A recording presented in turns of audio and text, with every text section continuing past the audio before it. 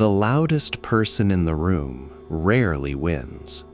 They compete for attention because attention is the only power they know.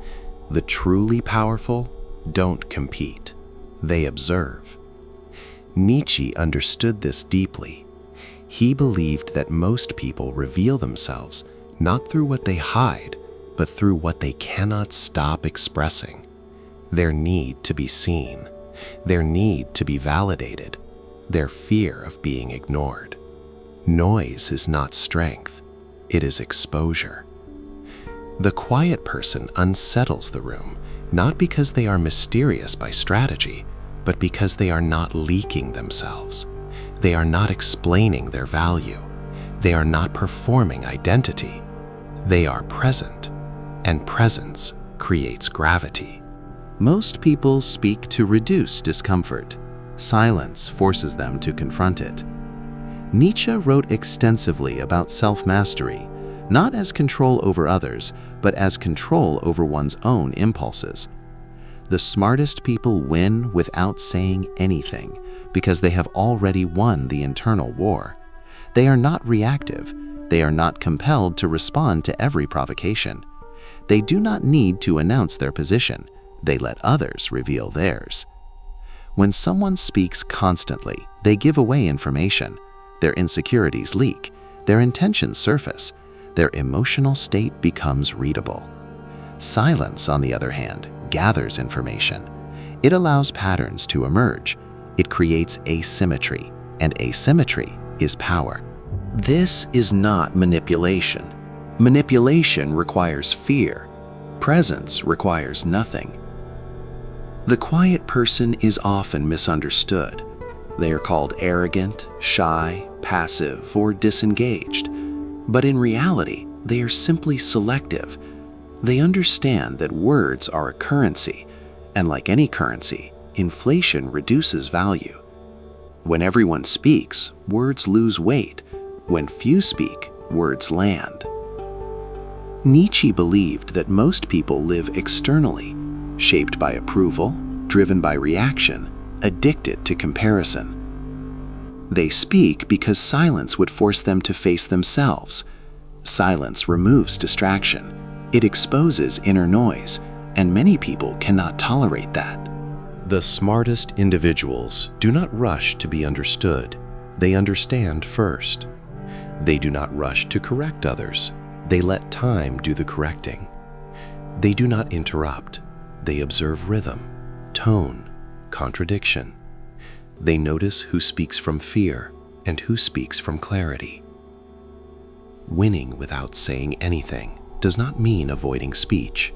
It means mastering timing, knowing when silence carries more authority than explanation, knowing that defending yourself often weakens your position, while composure strengthens it.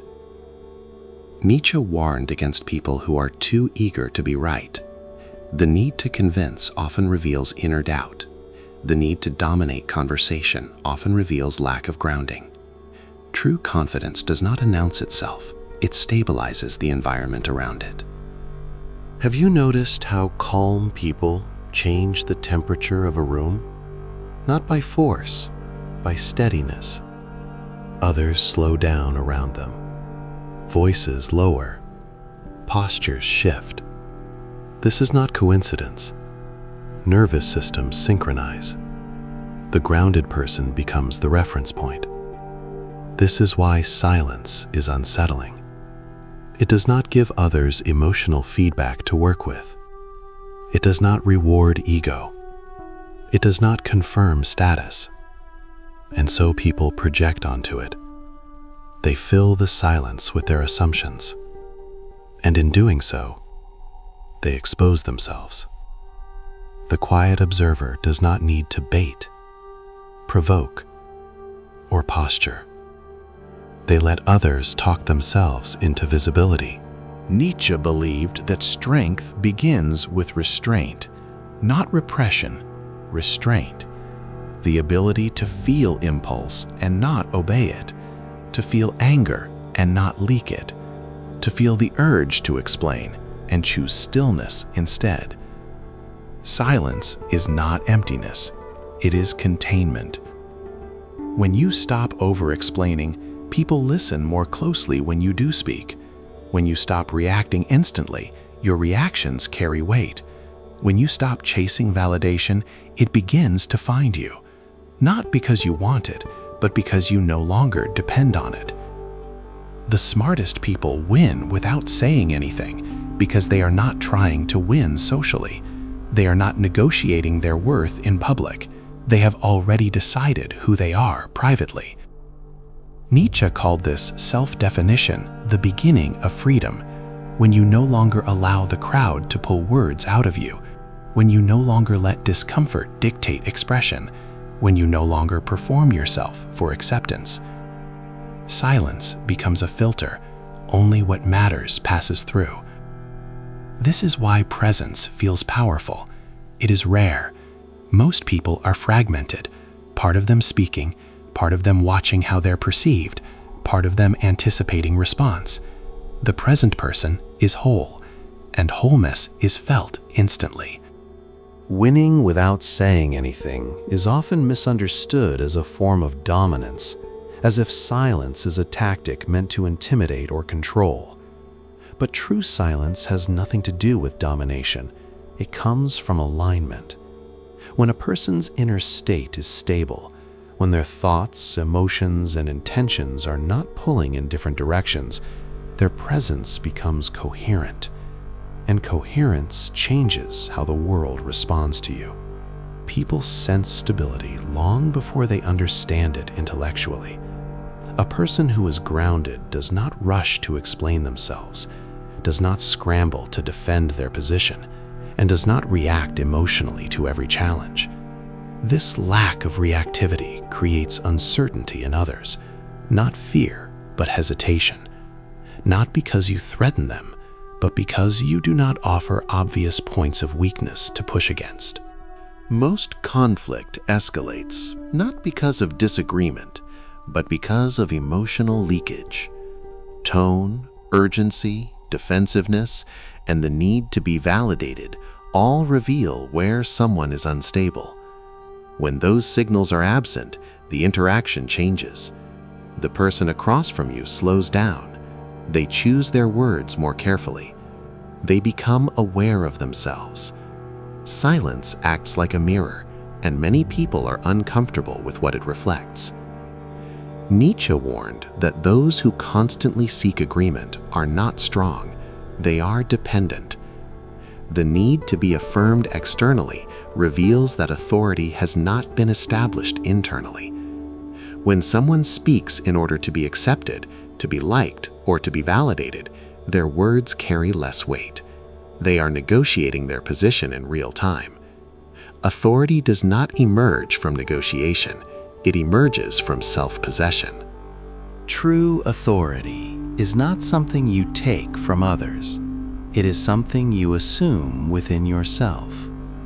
It comes from having made peace with your own values, your own direction, your own identity.